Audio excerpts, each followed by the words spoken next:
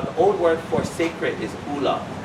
Yeah, not kapu is there, but also the old word is ula. So honua ula sort of implies that there's a more sacredness to that red earth. Yeah, so something that's kapu.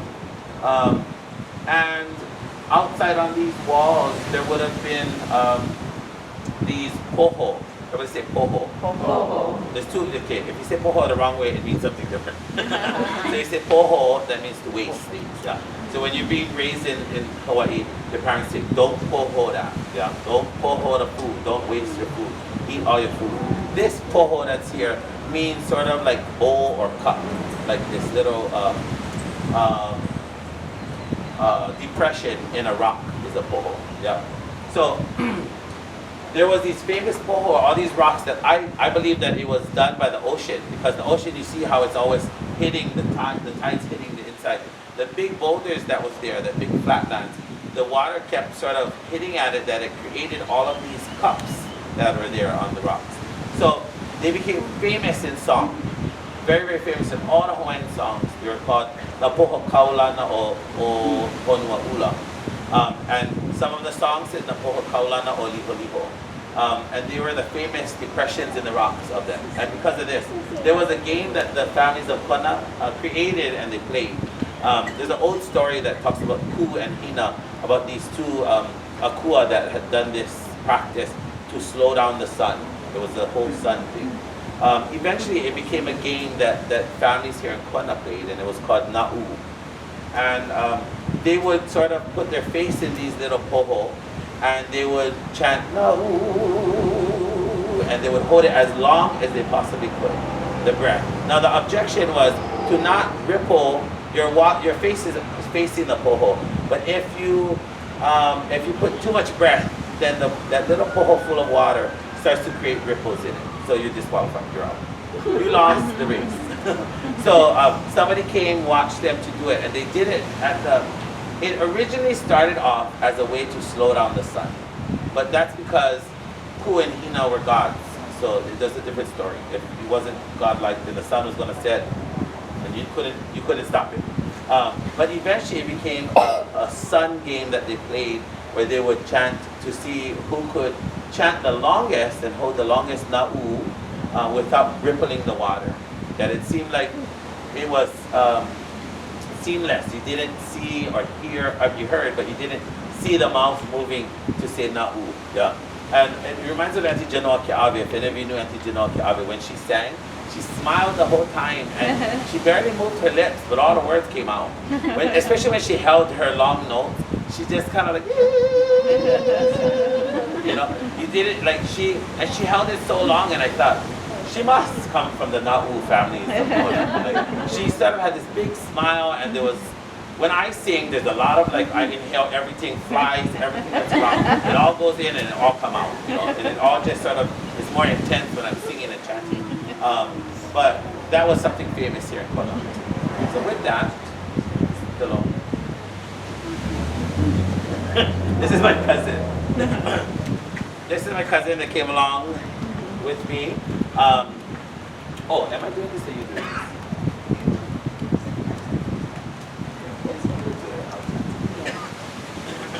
This is on chant. I want to show you this chant. So it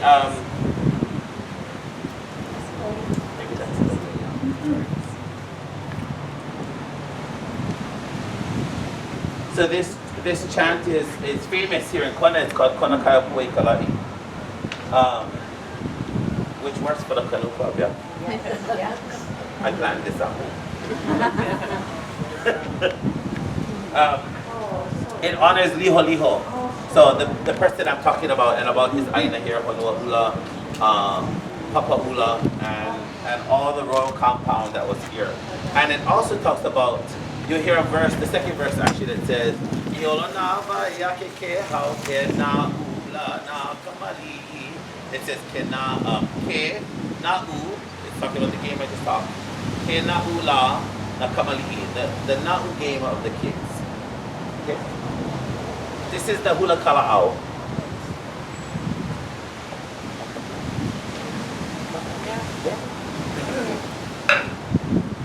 Ay, kung tayo po ay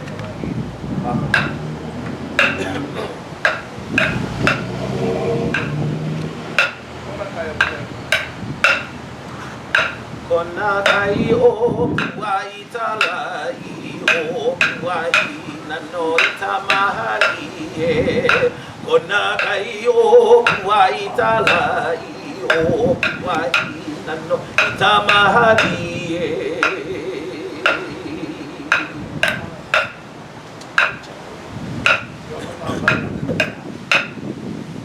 Iolo na vai a ke hau Tēnā ula nā tamali Iolo nā vai a ke hau Tēnā ula nā tamali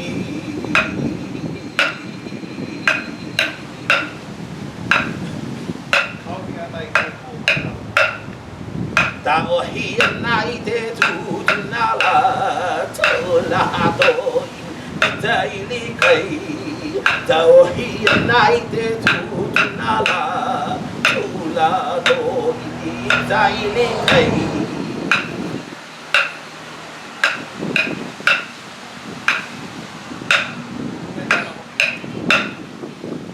Hana wale ho'i a aha aina Aloha nā tini a oho o lulu Hana wale ho'i a aha aina Aloha nā tini a oho o lulu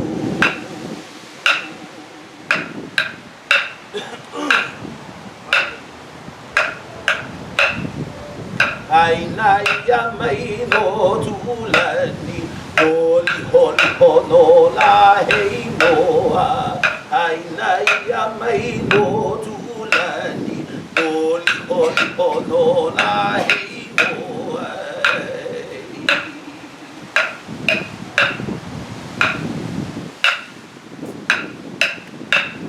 Hei noa no liho liho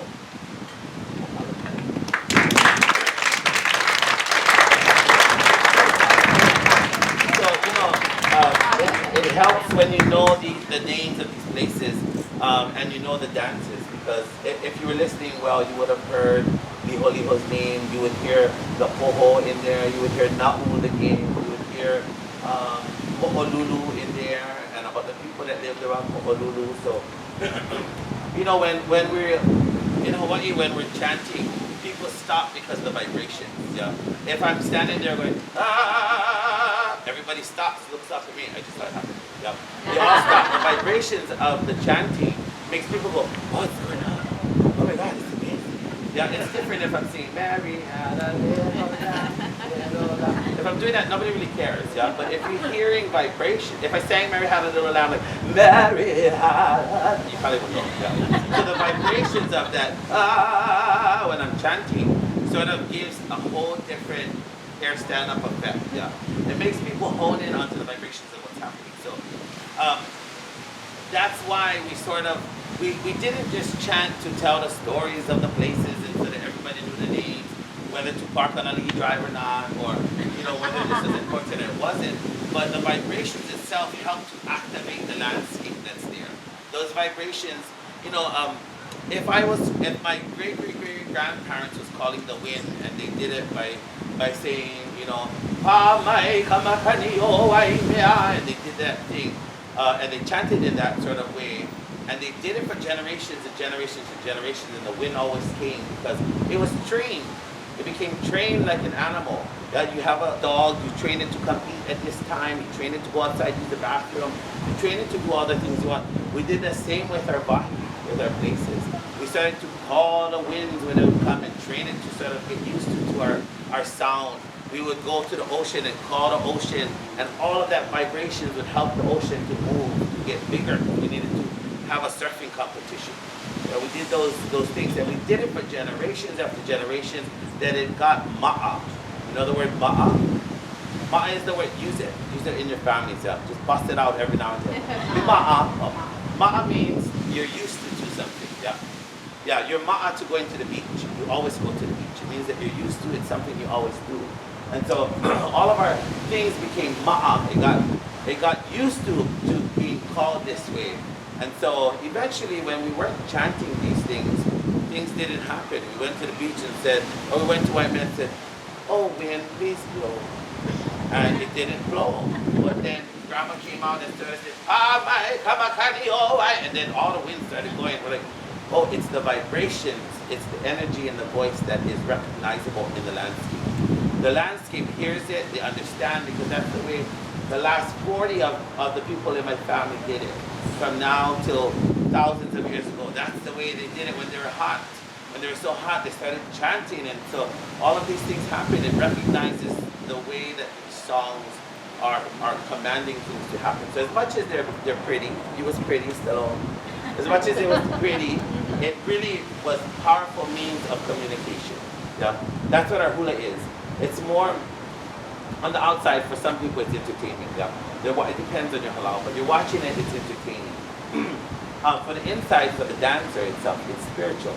It's something that's really happening in a spiritual playing field. There's something that's happening to the dancer, the word that's coming out, the aina that's around. Yeah, so for some, it's entertainment to watch, and for others who's watching, maybe they feel the vibrations in a different way, and it's spiritual for them too. Yeah, so that's one thing when you see chanting. So allow it to take you wherever it may go. Yeah, maybe it makes you ma'a. Okay.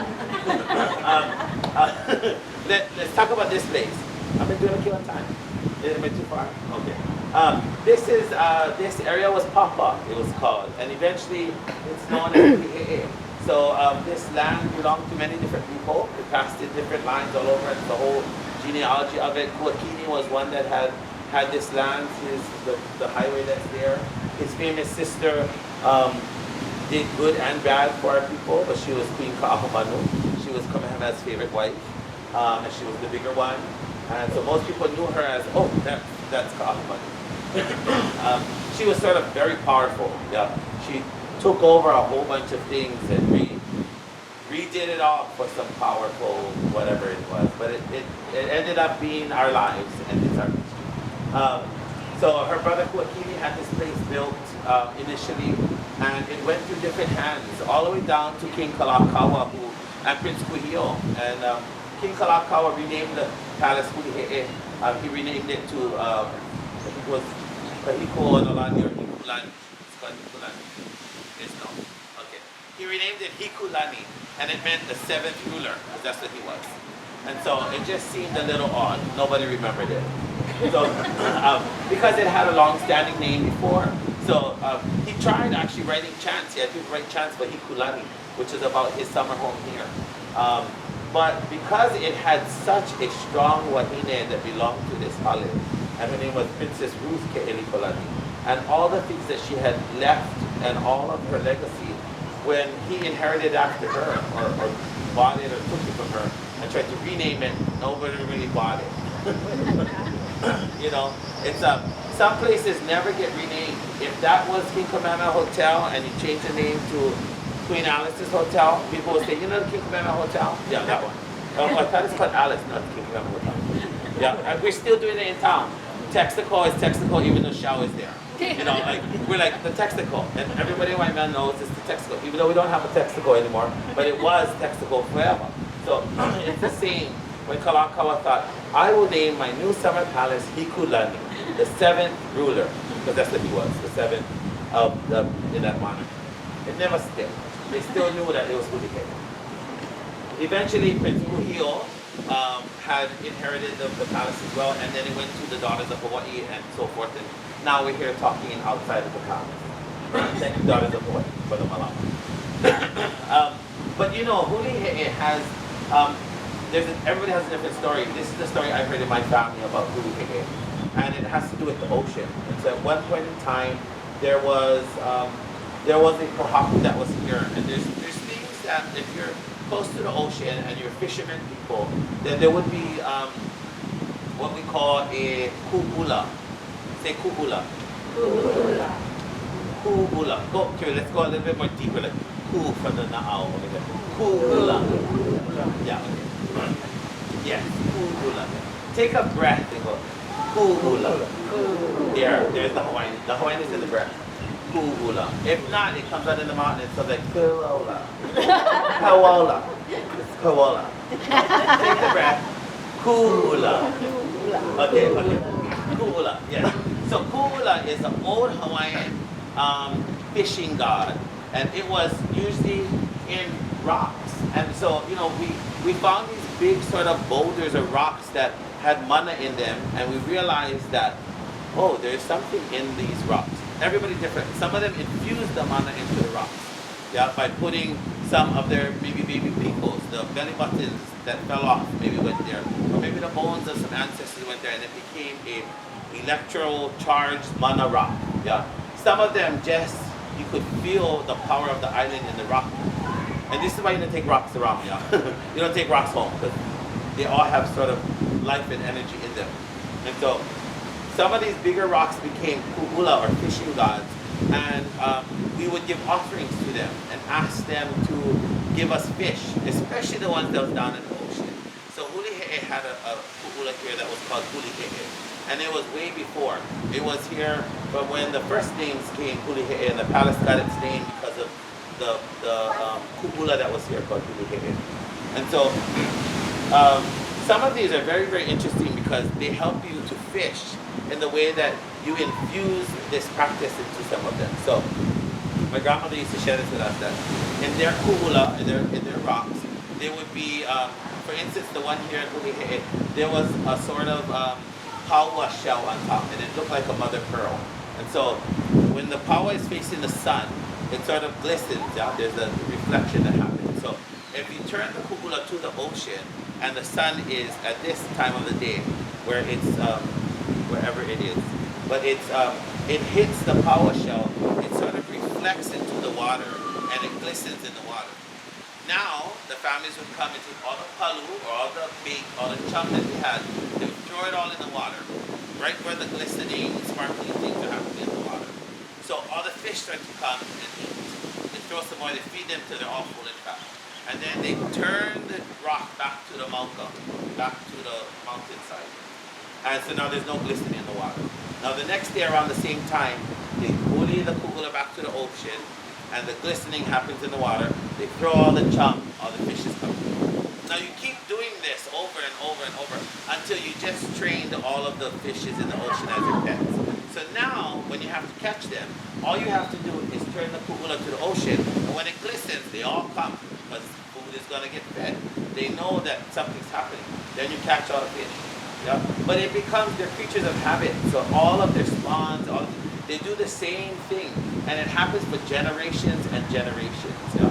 And if it does die, then you turn it and feed them again. You give them some, and then when you need to go and catch them again. You know? So that's the way we started to train our oceans. We trained our all of the things in the oceans really, and we used sometimes our kuhula, we spun them around. There's another term that's called ko'a. Everybody say ko'a. Ko'a. Yeah, ko'a. From the cow. Ko'a. So ko'as are usually put in the ocean, sometimes on land, but it's usually put in the ocean, and they do it the same way.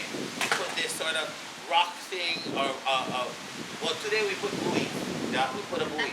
But back then they would have some sort of marker in the ocean, and they would paddle their canoes out there, and they would put all the bait, all the chum there, and let the fish eat. And then they come in and do the same thing, and you create a ko'a. So when you went to go fish, if you were fishing for opelu, then you give a certain bait at this ko'a out in the ocean, and keep doing it. If you were fishing for aku, you would make another ko'a that way, and that was for aku. And you would do the bait that aku like, and you keep feeding them until they're trained to hang out in those holes, in those ko'a holes, so that when you needed to go fishing, you knew where in the icebox to put it. Makes sense, yeah? You know where you put it in the icebox. When you tell God, where's the show you? It's in the back to the left behind the kimchi. That's where the show you is, yeah. So it's the same. It's over there to the left. This ko'a is called so and so. There's a name for the ko'a, yeah. And you go there, that's the hotel. This ko'a is for the aku. It's called so and so, and it's over there, yeah. So the amazing relationships we had built with our aina, but not just with the aina, with the kai. Yeah, the thing, because the geography shapes who you are, so your practices is on the ocean. Hulihe'e was famous for that. They had a ko'a and a kuhula here, and some of it was for he'e. Hulihe'e, yeah, to huli, to turn, like how I'm talking about the kuhula turning, and the he'e holes that are here as well, yeah, and how they had sort of cut all the different things here. I don't know whatever happened to all of the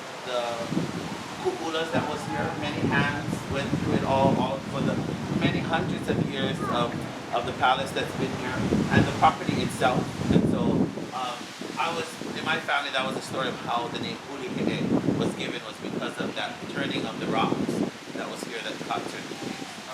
Ke'elikolani, who was sort of, if you type her in, she was sort of the bigger of all the ali'i, and she looked very rough. She looked like you would lose if you saw her on the road, and she would be beaten down. She sort of looked like that. Yeah.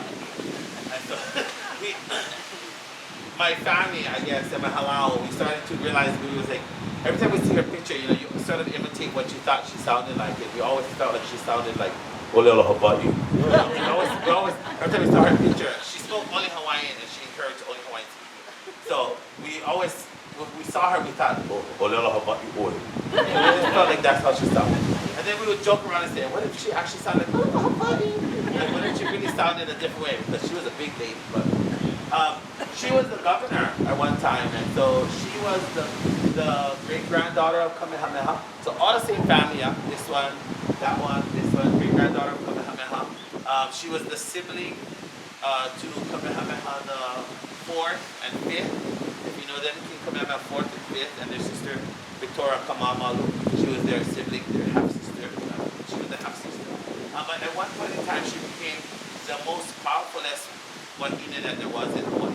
She had owned most of the land because everybody passed, and she was there. She inherited all the Kamehameha land. She had all the money. She had everything. She was really the big ali'i. And we know her lands because they became Kamehameha schools. Yeah. Her land was given to her cousin Hawaii, who created the Kamehameha schools, as well as all of the Kamehameha lands. Most of that was all lands that was passed down from Princess Ruth Ke'elikolani. She had on his palace grounds, on that side, there was a house that was built, and it was a grass house. It was called it's called a halepili, yeah, halepili, and so it's thatched with pili grass.